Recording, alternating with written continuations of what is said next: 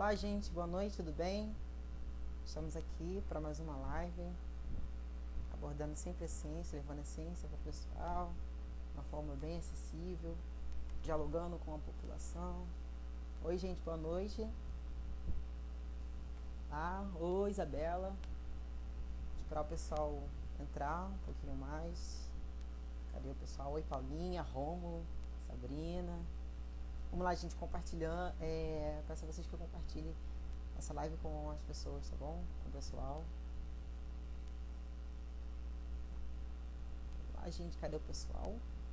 Bom, gente, estamos aqui, mais uma vez, Se Liga Ciência está promovendo mais uma live para conversar com vocês sobre um assunto que é muito importante, um assunto relevante, e ao longo do nosso bate-papo, que vai ser um bate-papo, se for surgindo dúvidas, vocês podem escrever aqui no comentário ou na caixinha de perguntas que tem logo aqui embaixo, tá? Aí a gente vai sanando as dúvidas depois, tá bom? Eu vou chamar a nossa convidada, porque hoje a gente tem bastante coisa para poder falar, tá? Enquanto eu vou chamá-la, vocês vão compartilhando com o pessoal, tá? Para vir para a live para poder tirar suas dúvidas, tá bom? Oi, Fernandinha, Amanda. Oi, Raquel. Bom, cadê? Aqui. Enquanto ela entra, estou solicitando. Oi, Sabrina. Boa noite. Olá. Tudo bem? Tudo bem? Tudo bem. Estou esperando o pessoal entrar, né? A gente está animado para conversar. Acho que já pode começar, né? Só acho que o pessoal vai entrar. A minha voz parece estar voltando um pouco. Acho que agora melhorou. Melhorou? Eu consigo te ouvir perfeitamente. Bom, tá, galera, vocês conseguem me ouvir e ouvir a Sabrina? Dá um joinha aí para eu saber.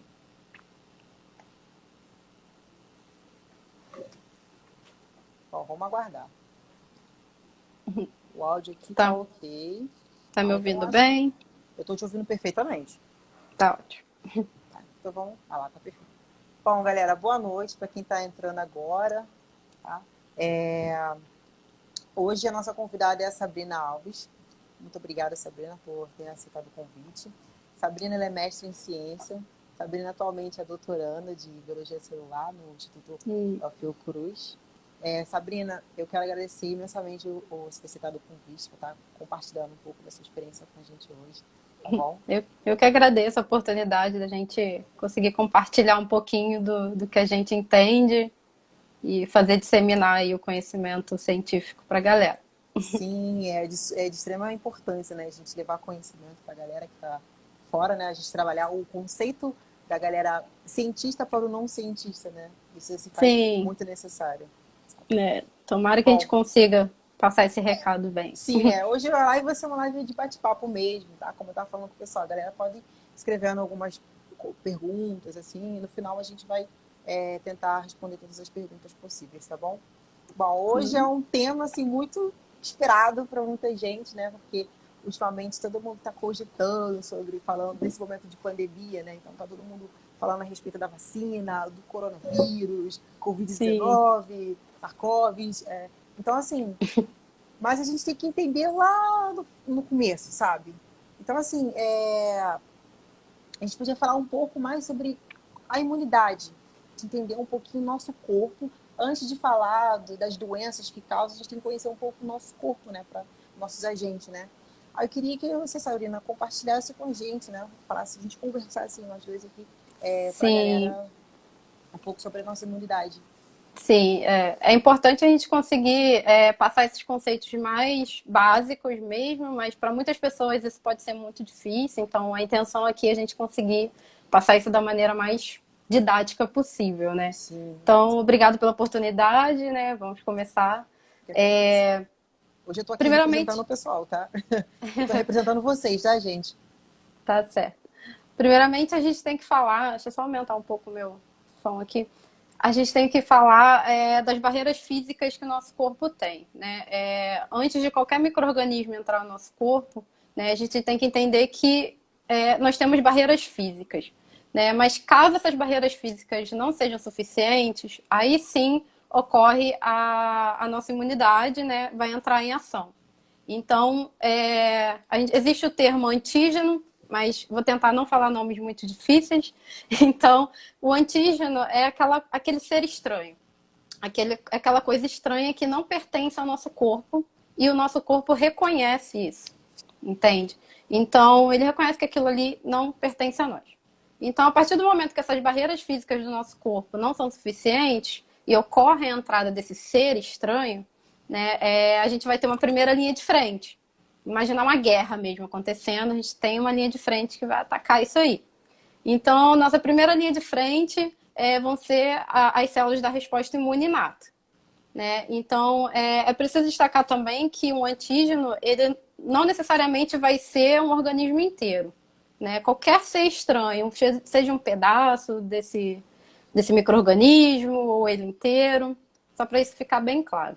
Sim. Então, a gente vai ter esse ataque da primeira resposta, né, da imuninata, e vão tentar, né, finalizar esse ser estranho, o ser malvado que está entrando. Então, enquanto isso está acontecendo, muitas moléculas vão sendo produzidas para chamar reforço. Então, eles vão chamando mais gente, mais células, para trabalhar ali e tentar eliminar aquele ser estranho para que nada ruim aconteça no corpo. Enquanto isso, né, que está rolando essas liberações de recrutamento de mais células, é o que a gente chama de inflamação. Então, a inflamação é justamente as nossas células da resposta imune inata ali atacando aquele ser estranho. Né? E uma coisa importante, né, para a gente considerar que a resposta imune ela vai ser efetiva é a ativação da resposta imune adaptativa. O que acontece? Quando a gente pensa no antígeno micro-organismo, né, ele não vai ser tão facilmente derrotado nessa primeira Sim. linha de defesa. Né? Ele pode passar ainda a conseguir infectar outras células. Né? Mas a gente também vai ter a resposta imune adaptativa ajudando nisso. Né? Que no caso a gente vai ter uma célula que a gente chama de células dendríticas. Né? Eu não queria falar muito de nomes difíceis, mas aí a gente pode especificar depois, se alguém quiser saber melhor. Né? Essas células elas vão fazer um scanner nesse ser estranho e vão levar para as células especializadas da resposta imune adaptativa, que é uma segunda linha de defesa, uma linha de defesa mais especializada. Ela vai direto... Etapas, né? Pensando em etapas, assim. É muito mais complexo, gente, mas vamos tentar simplificar. Então, essa resposta mais especializada, ela vai ser específica para aquele ser estranho que a resposta inata identificou, certo? Então, a gente vai ter a ativação dos linfócitos, são células bem famosas, então acho que eu posso falar o nome delas. Né? A gente tem a ativação desses linfócitos, e eles vão ser essa linha de defesa mais especializada. Ou seja, eles vão atacar exatamente aquele antígeno que foram sinalizados, que foi escaneado, né, anteriormente. E depois disso, né, com a ativação das células T, linfócitos T, que vão ajudar também lá nessa linha de defesa da imune inata, que vai estar lá rolando. Aquela briga, aquela guerra vai estar lá rolando. A gente vai ter a produção de anticorpos, que é muito importante entender esse conceito para a gente começar a falar dos próximos temas. Então, os anticorpos eles vão ser produzidos então pelas células, pelos linfócitos B, que também vai ser especializado. Por que eu estou focando nessa questão de especializado? Porque se ela é especializada naquele antígeno, ela vai produzir anticorpo para aquele antígeno. Ela é muito específica, entende? Então, quando a gente tem a produção dos anticorpos, a gente pode dizer que houve uma resposta mais eficiente que gerou, né, esses anticorpos. Mas o que são os anticorpos? Né? O que eles fazem? A gente tem alguns que agora está sendo muito falado, que são as IgMs e IgGs. Né? Isso nada mais é do que uma sigla para imunoglobulina. Anticorpos são imunoglobulinas, só que um nome mais difícil. Então, vocês já começam a entender que por que é importante a questão dos testes, né, para ver essas tais IgMs e IgGs, porque elas são os anticorpos que vão ser produzidos, certo? Tanto no teste você vê o pessoal falar, vou identificar, o teste rápido ele é justamente para isso, para identificar né? Mais ou Se menos houve essa spoilerzinho, né? produção. Se houve a Isso. produção do anticorpo, né? Mas por que a gente vai falar mais à frente. Isso, depois a gente fala dos testes. É, Mas vamos iniciar esses conceitozinhos, né? O que eu preciso falar para vocês, né? O IgM, ele vai ser o primeiro anticorpo que ele vai ser produzido ali logo de início. Iniciou a resposta adaptativa, né? Tá aquela guerra acontecendo, ele vai ser produzido para poder ajudar lá mais rápido, mas ele não é tão específico, né? Ele vai ajudar ali naquele momento, mas a resposta mais específica para aquele, né, micro-organismo, vamos pensar assim, para aquele ser estranho, vai ser a IgG. Então a gente pode, né, entender que a IgM ela vai ser produzida nesse início, vai ter um pico e ela vai baixar. Por isso que a gente conta que, se tiver IgM positivo, é porque você está com a doença. Porque justamente ela é produzida nesse início, na fase aguda da doença, que a gente chama de fase aguda. A IgM ela já vai ser produzida um pouco depois, né? Vai ser mais específica, né, do que, desculpa, a IgG. a IgG. Tem que dar uma cuidado para não confundir. Esses nomes, eles são assim, IG e tem A, B, C... Eles Isso, existem outras, mesmo, Não existem só essas duas imunoglobulinas, existem outras, mas essas são as mais conhecidas agora, né? Mais faladas. A IgG ela vai ser produzida um pouco depois e ela vai se manter no corpo por mais tempo, porque ela vai garantir essa proteção por mais tempo e fazer a gente entender que, de fato, a resposta imune foi efetiva. Sim. Né? E é importante também dizer que a produção, toda essa ativação da resposta imune, desde a inata e adaptativa até a produção de anticorpos, demora 7 dias aproximadamente. Então é por isso que às vezes a gente está infectado com um certo, né, micro-organismo e a gente ainda não sabe, porque a gente ou não pode ser testado, é importante a gente falar disso, porque de fato ele ainda não deu tempo de produzir isso, né? Que é esse iniciozinho da doença. Então, por isso que a gente fala, o teste tem que ser feito até depois de tantos dias, né? De sintomas e tudo mais. Só para poder dar uma introduzida nesses conceitos. Que aí vai dar um resultado totalmente que você não espera. Se você foi infectado hoje, amanhã não deu tempo de produzir anticorpos, não deu tempo de produzir. Vai dar totalmente diferente. Aí fala que você não está e você pode estar, né? E assim, exatamente. aproveitando esse momento, ultimamente está todo mundo falando sobre vacina e produção de vacina, quando que vai ser, lá. E aí, e a produção da vacina? Como é que está sendo feito isso? O que esperar da vacina? Não, primeiro eu tenho que trazer um conceito importante da efetividade da imunidade, que é a geração de memória imunológica. Né? A gente só pode dizer que a gente está imune se a gente produzir essas células que vão reconhecer caso a gente entre em contato novamente com o antígeno. Ou seja, a partir da produção dos anticorpos pela resposta imune adaptativa, a gente também vai ter a produção de algumas células ali que vão se lembrar que aquele corpo estranho entrou. Então, se ele entrar novamente, a resposta vai ser muito mais efetiva. A gente tem que entender isso antes de entrar no conceito de vacina. E mais rápida, aí, né? E fica aquela pergunta, então, né? Será que a gente não seria melhor a gente entrar em contato com a doença e já garantir essa resposta imune? Algumas pessoas devem se perguntar isso. Mas aí eu não vou responder, né? Cada um tem que refletir a partir dos conceitos. Mas, é uma pergunta para vocês aí, ó. Só que eu vou deixar algumas coisas, levar em consideração algumas coisas. Que o meu corpo vai se comportar de uma forma, o seu vai se comportar de outra. E tudo isso, a forma com que a resposta vai ser ativada, vai depender do micro-organismo, primeiramente, né? De como está ocorrendo a infecção. E também vai depender de fatores do próprio comportamento de vida da pessoa, da alimentação, enfim. Diversos fatores que podem, né, contribuir ou não para essa resposta imune ser efetiva. Então, a gente não tem como garantir se de fato toda resposta imune a um certo micro-organismo ela vai ser de fato efetiva. Exatamente. Fica aí a reflexão, né? Sobre a vacina, né? Você me perguntou. Isso, então, porque ultimamente está todo mundo falando da vacina. Vamos chegar no assunto. Então, a gente tem que entender o conceito de imunização, né? O que é estar imune? Né? No caso, estar imunizado é você justamente ter a garantia de que se você entrar em contato com esse micro-organismo, você não vai pegar a doença. Entende? Então, depende também do agente causador, né? A gente não tem vacina para todos os antígenos, enfim. Mas a imunização se dá por métodos que a gente pode utilizar para garantir essa imunidade, né? Não só naturalmente, mas induzir isso. E daí a gente tem o conceito de imunidade, de imunização passiva, né? Que é aquela, por exemplo, quando você é picado por uma cobra, você usa o soro para se, né? Para salvar, literalmente. O que é esse conceito da imunização passiva? Seria você injetar, inserir naquele organismo os anticorpos já prontos.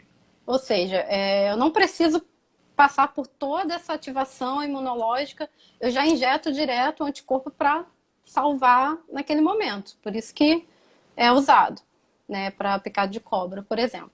E também pode acontecer da mãe para o feto, passagem de anticorpos da própria mãe para o feto, ou então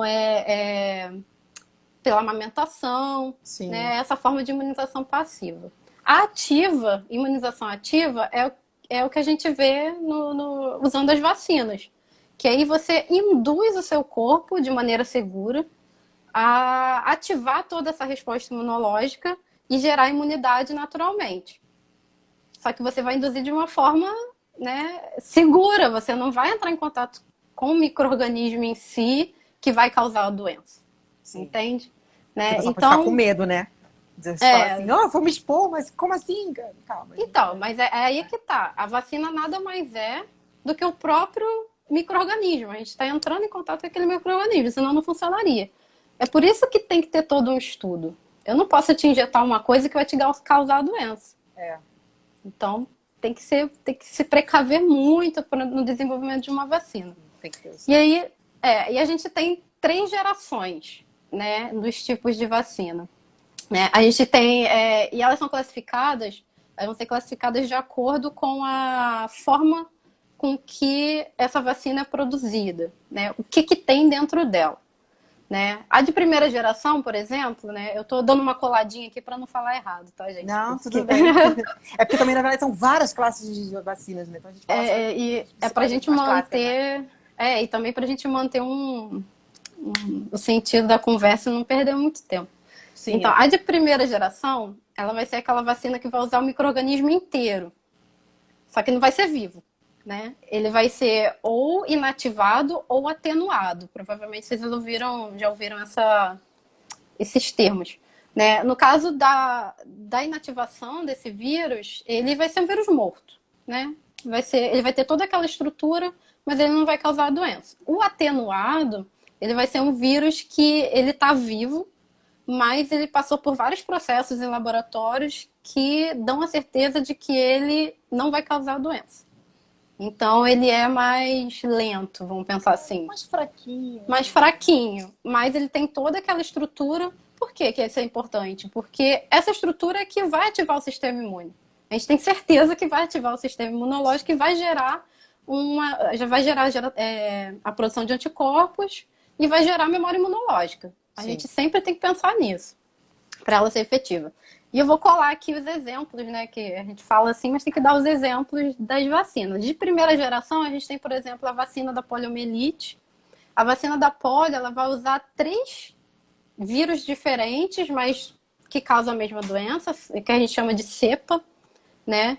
Ela vai usar 3 cepas do vírus da poliomielite e atenuados. Um outro exemplo legal, que acho que muita gente já conhece, é da febre amarela, que a febre amarela começou a surgir aí há um tempo atrás e todo mundo tinha que ser vacinado. O da febre amarela, ele vai usar um vírus atenuado, né? E ele é cultivado em células embrionárias, né, em ovos. E aí eu queria alertar uma coisa. Por que uma pessoa... Provavelmente alguém já ouviu falar que uma pessoa que tem alergia a proteínas do ovo não pode tomar essa vacina, né? Entre outras.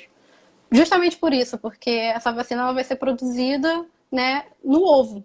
Então, ela pode ter resquícios, ela vai ter resquícios ali de proteínas do ovo e pode causar uma reação na pessoa. Mas aí a pessoa vai achar que a reação foi pela vacina. Mas não foi pela vacina, foi porque ela é alérgica à É proteína alérgica. do que foi produzido. E por isso que é muito importante, se você tem alergia a alguma coisa, assim, sempre avisar, não sair tomando a vacina, perguntar, né, se tem alguma contraindicação e tudo mais. Isso é importante dizer. E a gente tem também a vacina da BCG. Acho que todo mundo também já ouviu falar, a gente nasce e toma a vacina da BCG. Então, o que ela é? Ela vai usar um micro-organismo, né, uma bactéria, no caso, mas uma bactéria que vai causar a tuberculose bovina. Tuberculose bovina. Ela não causa tuberculose no humano. Então, ela não é muito específica, mas ela ajuda a prevenir. É o que a gente tem para ajudar a prevenir. Aí a pessoa deve se perguntar, né? Ah, mas a tuberculose ainda existe, tem vacina e a tuberculose ainda existe. Então, basicamente também por isso. Então, ela tem 60%, se eu não me engano, se eu errar, depois eu corrijo, 60% de efetividade de ser eficaz, né? E ela protege contra as formas mais fortes, né? Mais graves da tuberculose. Então, ela não é uma vacina do Mycobacterium tuberculosis, que é o que causa tuberculose em humanos. Ela é uma vacina utilizando um vírus atenuado, que é o Mycobacterium bovis. Ele é semelhante, né, mas é usado para prevenir para tuberculose. E também para prevenir, já se tem estudos que previnem para contatos de hanseníase, que é o Mycobacterium lepre, que é uma bactéria também ali da família, meio prima. Sim. Então, gerar essa prevenção. É interessante, assim, os tipos de vacina que você está falando, que, assim, a galera tem que entender que, tipo assim, cada vacina tem um tipo específico para um patógeno. Então, assim, não é uma vacina que vai resolver todos os problemas de todos. Então, assim, tem vacina para vírus, para bactéria. Então, assim, tem um tipo de vacina diferenciado. Aí, sim, essa é de primeira geração. Eu tô vendo que a galera tá mandando as perguntas, mas a gente tenta depois responder, senão a gente se perde um pouco aqui. A gente vai tentar responder as perguntas, galera, só pra... Eu vou anotando as perguntas aqui. Tá certo. Eu não consigo ler e falar ao mesmo tempo também. Não, senão responde. Eu vou anotando as perguntas já. Essas usando o micro-organismo inteiro são as de primeira geração. E a gente tem as vacinas de segunda geração. O que vai usar? Né? Aí, nesse caso, não usa o micro-organismo inteiro, seja vírus ou bactéria. Vai usar um pedaço dele. Né? Ou então uma toxina que ele produza. Entende? Então, ele vai pegar um pedacinho, vai ser estudado em laboratório e vai descobrir que aquele pedacinho daquele micro-organismo é suficiente para ativar a resposta imune. Né? Então, não vai causar doença, ela é segura, mas vai ser suficiente para gerar essa prevenção, para gerar essa imunidade. A gente tem como exemplo de vacina de segunda geração a antitetânica, que ela vai usar a toxina da bactéria, né, para prevenir. A gente tem da hepatite B, que ela usa uma partícula da superfície desse vírus, só uma partículazinha dele já é suficiente. E a gente tem a famosa da gripe, a da influenza, que aí tem um detalhezinho na da gripe, né? Por que a gente tem que se vacinar todo ano para a gripe? Porque o vírus da gripe, ele é facilmente mutável. Então, todo ano tem cepas, tem tipos de vírus que causam, né, a gripe, da influenza, com modificações, pequenas modificações. Isso é monitorado todo ano. Então, por isso que a gente tem essa vacinação de gripe sempre em certos meses do ano, porque a gente, né, os pesquisadores, a gente não, eu não faço isso, mas os pesquisadores eles acompanham que cepa que está ali presente e para poder produzir a vacina que vai imunizar contra aquelas cepas naquele ano. Por isso que todo ano tem uma, porque é um vírus que muta sempre. Ele é bem complicado. E também usa, né, proteínas dessas diferentes cepas desses vírus que vai estar naquele ano ali, né, mais na população, né, presente na população. E a mais nova geração, que é a polêmica e, enfim, ainda muito discutível, é a de terceira geração, que a gente vai falar mais ali para frente, que é justamente a vacina que vai ser testada aqui no Brasil para a Covid-19. É uma vacina de terceira geração. E o que é essa vacina, né? Ela vai usar somente uma informação genética desse micro-organismo, né? No caso, vamos falar do vírus, né, para ser mais específico. Então, ela vai usar uma informação genética desse vírus que codifica uma proteína que vai ser suficiente para ativar a resposta imune.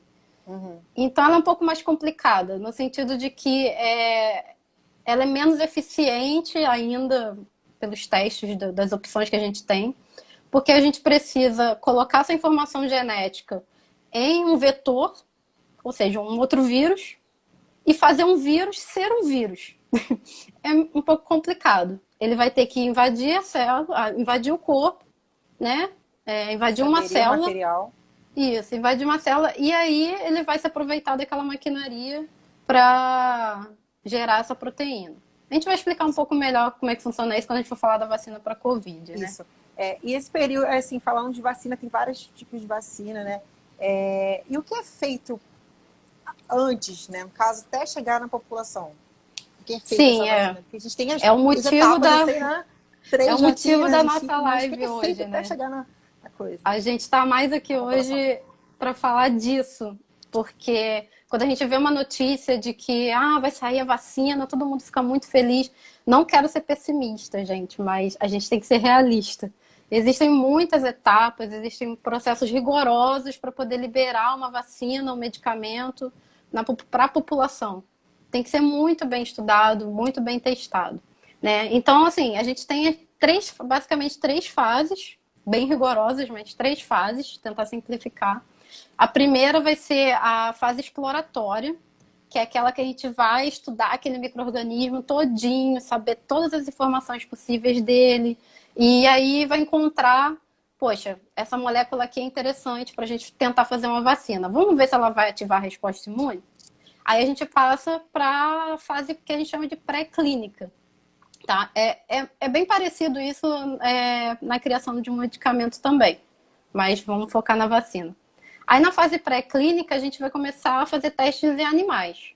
Ou seja, a gente vai injetar, né, vai utilizar essa molécula potencialmente, né, ativadora da resposta imune, da prevenção, e vai injetar nos animais e ver como é que vai se comportar. Se ele vai ter uma resposta adversa a isso, se vai ser ruim para o animal, se a dose é muito alta, é muito baixa, vai começar a trabalhar nisso.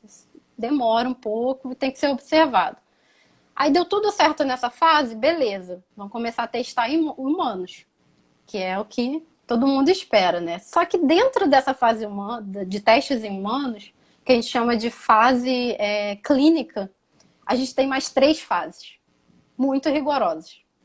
Então, a gente tem a primeira fase, basicamente, aumentando o número de voluntários. Não vou me adentrar muito, porque também não é muito a minha área, mas não quero falar nada errado. Mas dos controles, né, de cada fase. Mas a gente tem mais três fases, onde inicialmente a gente vai testar em dezenas de indivíduos. Vamos ver, não teve reação adversa? Será que teve, não teve? Teve resposta imunológica? A gente sempre tem que focar nisso. Buscar a resposta efetiva com produção de anticorpos, que senão não vale a pena. Aí, beleza, em dezenas de pessoas funcionou? Vamos partir para mais pessoas, vamos para centenas. E aí a gente chega na fase de milhares, que é a famosa fase 3, que o povo gosta de já ir para a mídia. Tá na fase 3, né? Então já está quase saindo. Não é bem assim. Porque é justamente na fase 3 clínica que a maioria das vacinas são reprovadas. Então, não quero ser pessimista, gente. Mas isso acontece. Porque é um controle muito rigoroso, tem que ser entendido se... cada indivíduo é diferente, então cada um vai ter uma resposta diferente uma da outra, pode ter reação adversa muito grave, tem que acertar a dose. É tudo muito minucioso. Então demora muito, tem que ser estudado por muito tempo, não pode ter pressa. Se a gente tiver pressa, pode acontecer alguma tragédia. Né? Então, isso é complicado. Sim, total. Quer adicionar alguma coisa, Vini? Não, estou só lendo aqui os comentários aqui, anotando, por isso que eu tô assim. Então, vou continuar só nessa partezinha, então, quando você tá se organizando. Então, aí beleza, né? Passou no teste clínico, passou da fase 3, aí a gente vai para aprovação. Aí passam várias, né, etapas rigorosas também. Né? Aqui no Brasil é a Anvisa, né, que avalia todos esses resultados. Aí, passando dessas etapas rigorosas, né, vai ser avaliado tudo isso, o laboratório permite que o laboratório possa produzir essa vacina e distribuir. E mesmo assim, após distribuir para a população, o laboratório tem que ficar controlando o que está acontecendo. Qualquer coisa estranha que aconteça na população, para tudo, volta lá nas fases para ver o que pode ter dado errado, ou tira, enfim. Então, mesmo após a liberação para a população, essa vacina ela tem que ser, né, monitorada, né? Ela tem que ser acompanhada, os indivíduos têm que ser acompanhados para não acontecer nada ruim. E uma coisa que eu esqueci de falar é que o tempo disso tudo acontecer é pelo menos 12 meses. Por isso que a gente vê nas notícias, é pelo menos um ano, pelo menos um ano.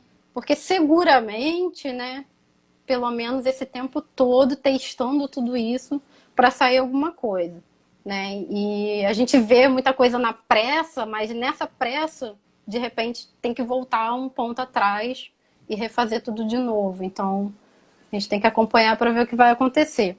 E quando a gente testa, né, na população, né, essas fases clínicas, a gente precisa, né, a gente vai falar isso melhor também depois, mas já antecipando um pouco, a gente precisa ter um grupo que vai ser vacinado, né, durante os testes ainda. E a gente vai ter um grupo que finge que foi vacinado. E vai observar essa população vivendo, esses indivíduos, esses voluntários vivendo normalmente, em contato, para ter contato com a doença, e avaliar isso. É justamente essa fase clínica, fase 3. Então, você imagina, uma fase clínica, 1.000 indivíduos sendo testados, vacinados ou não, e tem que observar essa pessoa vivendo a vida normalmente por um bom tempo. Isso demora, entendeu? Isso tem que ser acompanhado muitos critérios, né? Enfim. Sim, tá todo mundo esperando, né? O pessoal quer a vacina, tipo, para amanhã, sabe? Todos nós queremos a vacina. Gente, não, é o que a gente quer passar aqui, não é um suquinho que a gente mistura na água, não é. É bem complexo, é bem complexo. E quando a gente vê as notícias, né, a gente fica animado. Eu não quero parecer pessimista para todo mundo.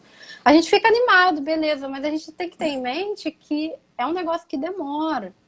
Né? Por isso que alguns medicamentos que já existem estão sendo testados para testar a eficácia de tratamento ou cura, enfim.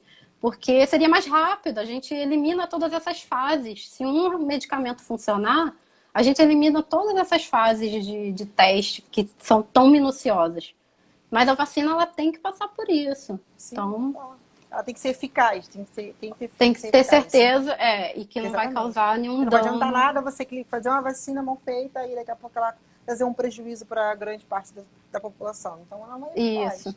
Assim, o pessoal fica perguntando, e aí, Marcos, como é que essa vacina? Depois, gente, calma. Peraí, vamos, né? Não é bem... vamos torcer para sair rápido, mas... Não é bem assim. Então, assim, tá todo mundo comentando também, ô Sabrina, e fazendo até memes, né? Coronavírus, corona não sei o quê, vários nomes, né? Covid-19. Então, assim, é uma loucura, né? Mas, assim, eu queria te perguntar, o que a gente precisa saber sobre o coronavírus? Bom, primeiramente, né, acredito que de tanta gente ouvir, algumas pessoas já saibam, mas vamos, né, tentar falar minuciosamente o que é importante saber, né? Covid-19 primeiramente é o nome da doença. É o nome da doença que é causada pelo vírus SARS-CoV-2, certo? O vírus SARS-CoV-2, SARS-CoV-2, ele é um tipo de coronavírus. Não existe só ele. Existem outros tipos de coronavírus.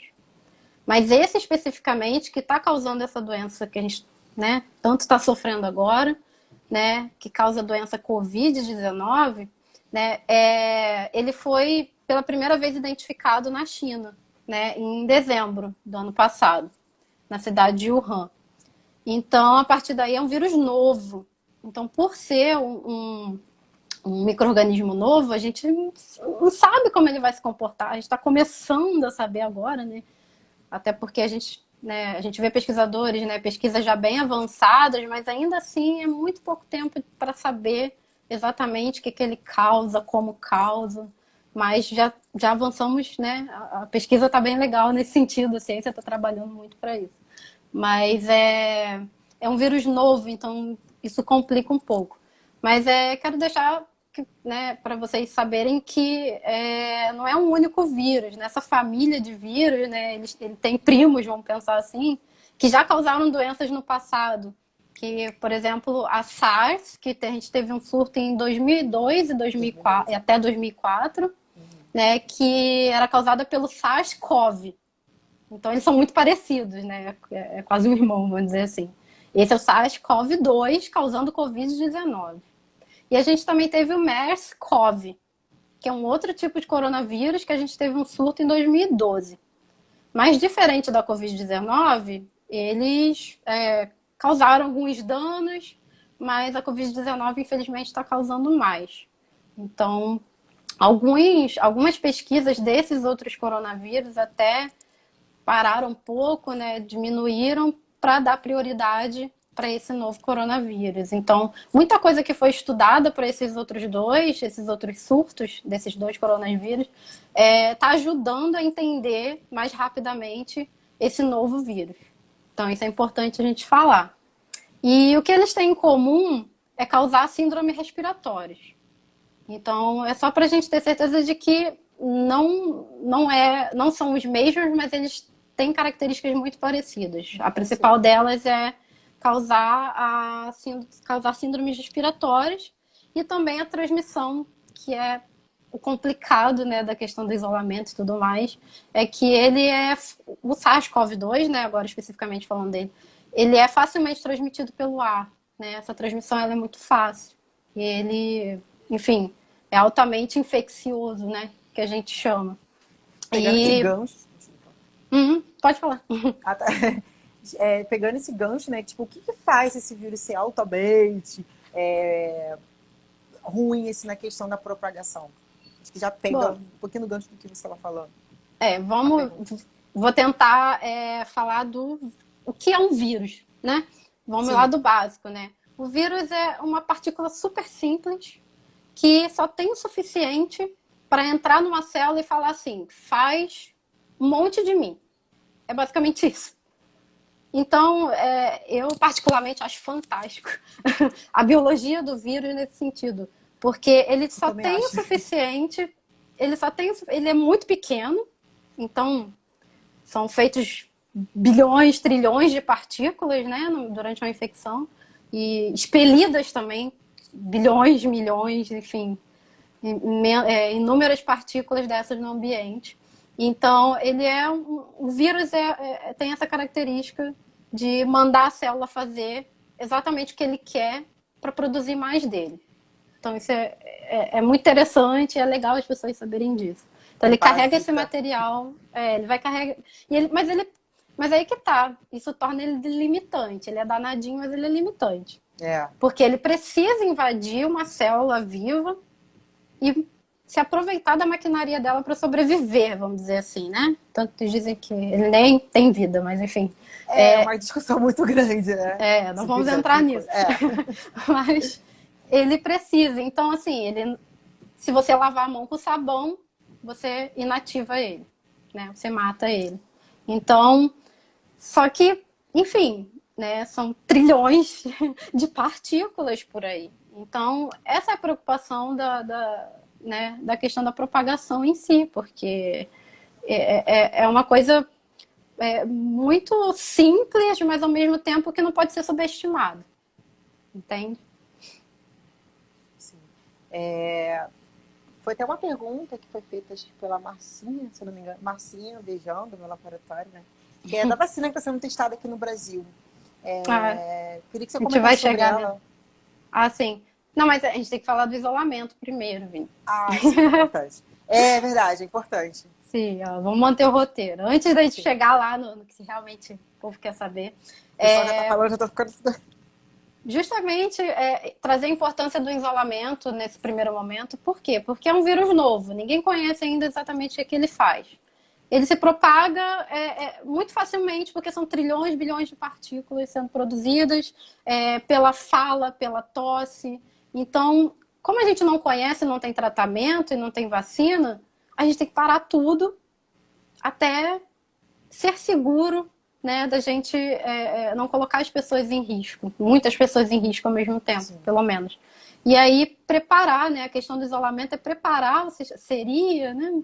Em todos os países, se isso fosse feito corretamente, mas é outro ponto que a gente pode discutir depois, é preparar o sistema de saúde para essa situação. Então, dar tempo de serem feitas políticas públicas que deem assistência à população nesse sentido, porque a gente ainda não entende como é que funciona e, enfim, a gente está nessa realidade que a gente está passando.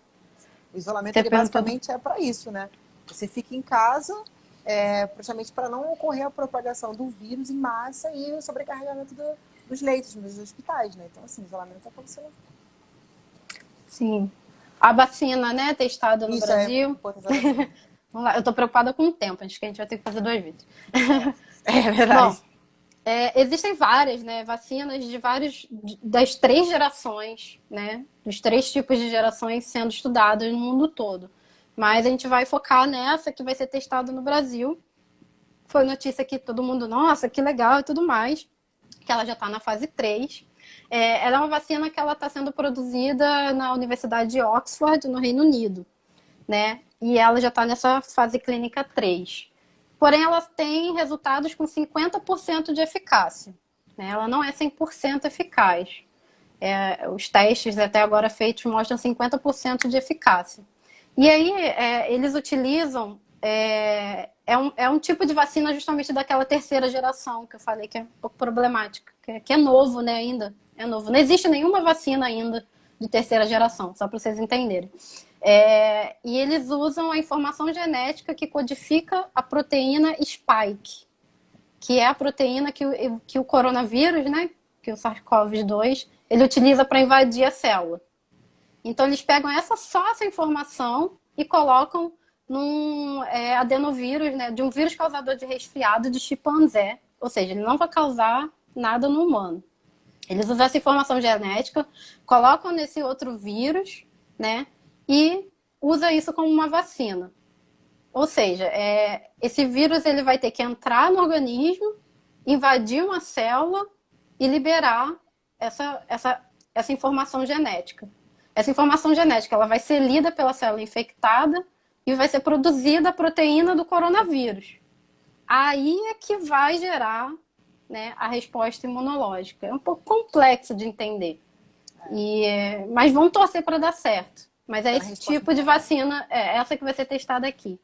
E, enfim, por isso que ela não tem uma eficácia muito grande ainda, porque acaba sendo um pouco complexo. Mas é o que a gente tem, vamos torcer. E por que está sendo estudado no Brasil? Não é porque o Brasil vamos estudar no Brasil porque foi escolhido, é porque aqui é o único país no mundo com essa taxa absurda de transmissão ainda ocorrendo. A taxa de transmissão do coronavírus no Brasil ainda é muito alta. E isso tem que ser considerado para testar uma vacina. Uma vacina ela só pode ser testada, né, nessa fase 3 em um local onde o vírus está circulando naturalmente, porque é isso que tem que ser testado nessa fase 3. E aqui é o país, infelizmente, que isso está acontecendo, né? Então, não foi escolhido por acaso, né? Existem intenções de estar aqui, né? Para vocês terem noção, né? A vacina mais rápida que já foi criada foi a da cachumba, né? Aqui no Brasil, e ela demorou 4 anos para ficar pronta. Né? Desculpa, eu falei aqui do Brasil, mas na verdade eu não sei onde ela foi produzida. Mas ela demorou 4 anos. Essa foi a vacina mais rápida até hoje. Vocês terem uma noção. 4 anos para poder desenvolver uma vacina. Por exemplo, o vírus da HIV, né? O vírus da AIDS. Ele não tem vacina até hoje. A AIDS foi descoberta nos anos 80. Ele não tem até hoje, está sendo tanto estudado, a gente fala muito desse vírus ainda, e ainda não tem essa vacina, porque é um vírus que muta muito. Que bom que o coronavírus, esse novo, aparentemente ele não demonstrou muitas mutações. Então, isso facilita um pouco a questão das pesquisas em cima dele. A gente tem a questão da vacina da BCG, que eu comentei antes, né? A gente ainda tem tuberculose no país, mesmo tendo a BCG ali tentando prevenir. Mas por quê? Porque não é uma vacina utilizando ainda o Mycobacterium tuberculosis. Ela utiliza o Mycobacterium bovis, que, né, é um causador da tuberculose, mas em outro hospedeiro. Então, ela não tem uma eficácia de 100%, né? Vamos pensar assim. Então, qual outro ponto para a gente passar agora? Outro ponto é falar sobre se é segura a porcentagem, né, da exposição. A gente tem a questão da distribuição mundial, né? Depois que ela for produzida, né? Depois que essa vacina for aprovada, beleza, vamos levar para a população, né? Existem os poréns, né? O laboratório ele pode escolher se ele compartilha essa receita de como é feita a vacina para os outros países também fabricarem igual, ou ele vende. Já começa por aí. Então, ele vai ter o livre-arbítrio de escolher se ele divulga ou não. Até então, acho que a China falou que se eles descobrirem, eles vão divulgar para todo mundo. E, além disso, a gente tem que ter estrutura para produzir.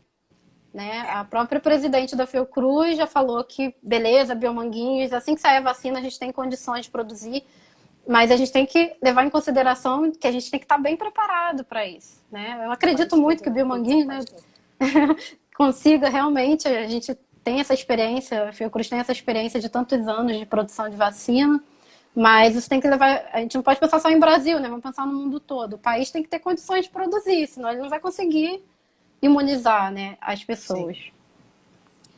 Sim. E qual a sua próxima? No caso, seria o quê? O porquê é seguro estimular a porcentagem naturalmente expondo a população ao vírus? Sim. Seguro? Então, assim, parece que a gente nunca vai estar seguro, né, para sair de casa, assim, que for pensar que demora tanto e tudo mais, né? A gente tem que levar em consideração que ele tem que ser estudado muito minuciosamente, esses testes têm que ser feitos, né, e são demorados, a gente tem que ter isso em mente. E eu preciso trazer o conceito de imunidade de rebanho, que já devem ter ouvido falar. Né? A gente usa esse conceito na questão da imunização.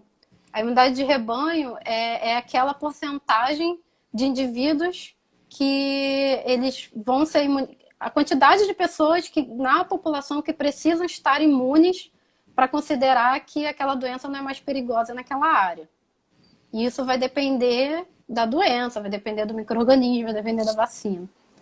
Só que na verdade, tem uma estimativa, né, para o Covid, que é em torno, eu vou colar aqui para não falar errado, que é em torno de 60% a 80% da população. Né? A estimativa, com vários cálculos, é que para a Covid-19 a gente precisa que a população esteja entre 60% a 80% imune. Né? Isso só é seguramente alcançado quando a gente vacina a população. E a gente ainda não tem uma vacina. Então, por isso que é preocupante. Né? E por que a gente não pode, né, estimular isso naturalmente? Né? Por que é tão perigoso? Né? O Reino Unido foi um dos países que não queria aderir ao isolamento e depois deu para trás. E a gente tem o exemplo da Suécia, vou trazer aqui para vocês, que falam tanto da Suécia. A Suécia aderiu esse conceito de imunidade de rebanho, que é um conceito para imunização, mas ela aderiu, alguns governos, né, queriam aderir isso, a Suécia foi um que aderiu, usando isso para dizer que a população teria que adquirir essa imunidade de rebanho naturalmente, expondo a população à doença. E o que aconteceu na Suécia? Né? Ela não fez isolamento.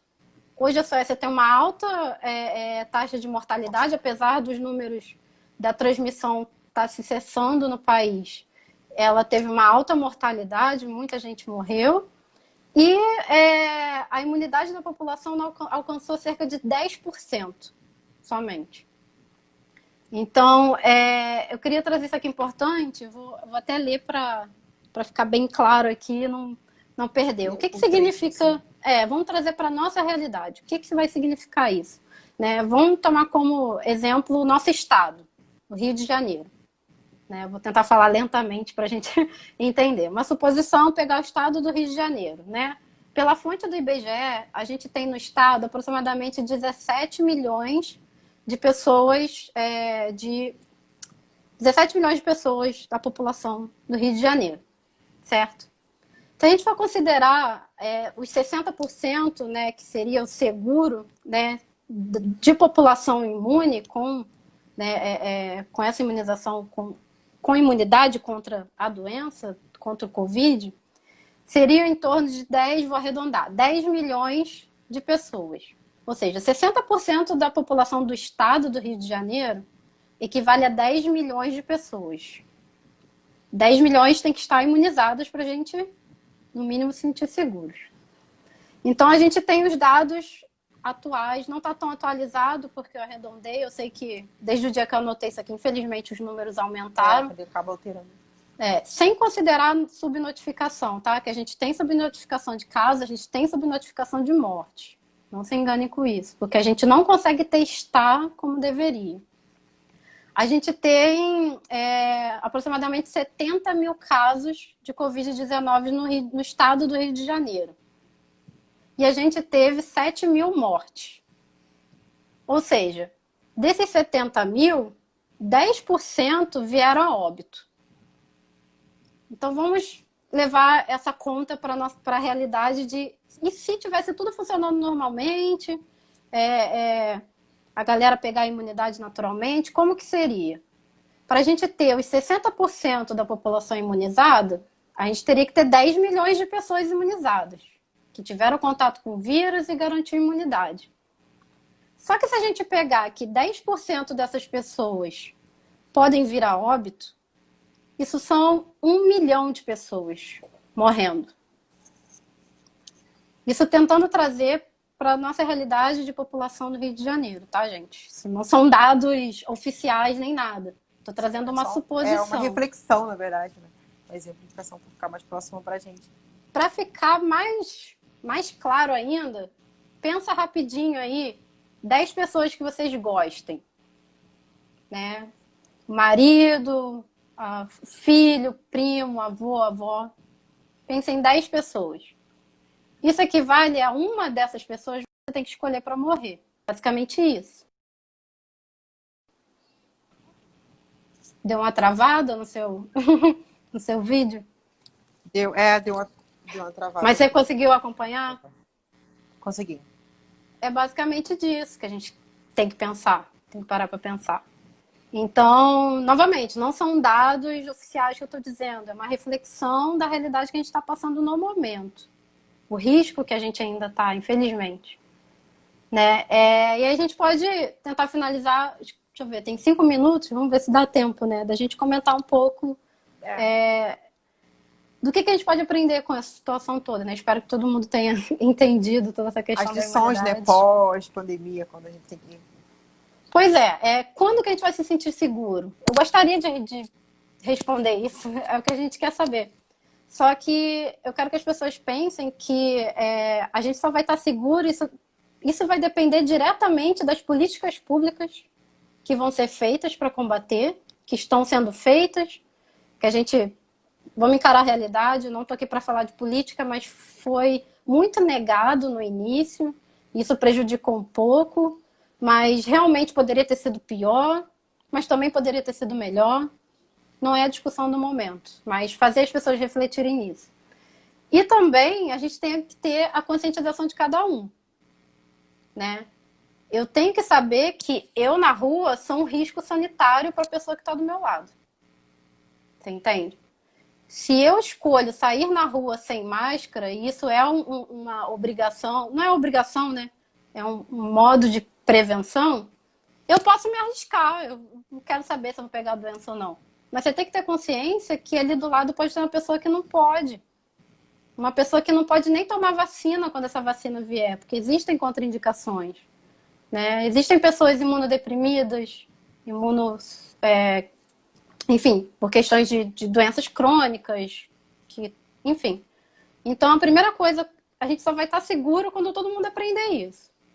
Quando as políticas públicas forem realmente eficazes e quando a população realmente se conscientizar e fazer cada um a sua parte. Não estou aqui para julgar se isso foi feito, se foi feito bem, se não foi feito bem, isso é assunto para outra live, né? Mas fica a reflexão, né?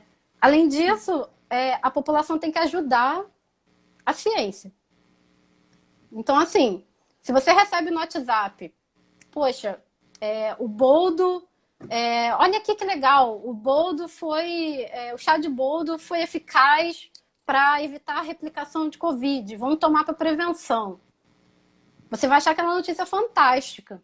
Ela sendo mentirosa ou não, vai ser fantástico. Você, ao invés de você clicar, né, aquela coceirinha no dedinho, vou compartilhar porque essa notícia é bombástica. Não, primeiro tenha certeza se aquilo ali realmente é eficaz ou não. Pergunta, tenho dificuldade de entender? Pergunta, você vai saber, conhecer com certeza alguém, uma página de divulgação científica que pode ajudar nisso. Pergunta, mas não compartilhe uma coisa que a gente não tem certeza. Porque isso pode gerar, prejudicar a vida de outra pessoa. A gente tem que ter noção disso. Então vamos ajudar a ciência. Bastante. É mais uma das lições que a gente tem que aprender agora, né, com a pandemia. E uma coisa, né, que eu acho que é muito importante a gente comentar é a importância do investimento em ciência e tecnologia e em saúde, né? Vou tentar falar mais rapidinho para não cortar e a gente volta uma outra live com as perguntas, pode ser? Que eu tô quase finalizando já. Tá, galera? Vocês voltem com a gente, que aí a gente responde as perguntas. Sim. A gente vê a China, ela tem bilhões de pessoas, é uma população muito grande também, mas a China, ela conseguiu lidar muito bem com a situação. Porque a China, ela tem empresas que fabricam os próprios respiradores, ela tem indústrias que fabricam, né, os EPIs, né, e tudo mais. Elas fizeram os próprios testes muito rápido. Então, é uma indústria preparada. Então, fica aí para a gente prestar atenção. Não adianta, se a gente não preparar o país para ter uma base boa, tecnológica, científica, né, investir na saúde, a gente vai sempre estar passando perrengue. Porque, infelizmente, essa não é a primeira e pode não ser a última pandemia que a gente vai passar. Exatamente. Os micro-organismos estão aí se adaptando para vir cada vez mais fortes, para fazer o que eles fazem. Um vírus, ele existe para se replicar. Ele não tem intenção, eu vou entrar aí para te matar. Ele está fazendo... todos, né? Ele está fazendo a função biológica natural dele. A gente tem que ter noção disso. Então, fica aí a lição, gente. É cobrar, entendeu? A gente tem que cobrar, a gente tem que conhecer e começar a cobrar dos órgãos públicos. Tem que ser feito assim. E também a importância do alinhamento das políticas públicas com quem sabe do que está falando. A gente vê muita coisa sendo defendida, né, saindo de opinião. Opinião não é fato científico. Isso pode custar a vida de uma pessoa. Entende? Não significa com opinião. Exatamente. E aí defender o SUS também, né? Porque o SUS não é tão perfeito quanto a gente gostaria, mas ele só não é perfeito porque falta gente que queira, né, focar nesse sentido. Focar em melhorar o Sistema Único de Saúde. O Sistema Único de Saúde que a gente tem, ele é defendido, né? Ele recebe... perdi a palavra agora, né? Espera aí, segura aí rapidinho. A gente vai finalizar agora e eu vou te chamar novamente, tá? Tá ótimo. Espera aí, tá, gente? Espera aí, gente. Vamos voltar. Tá ótimo.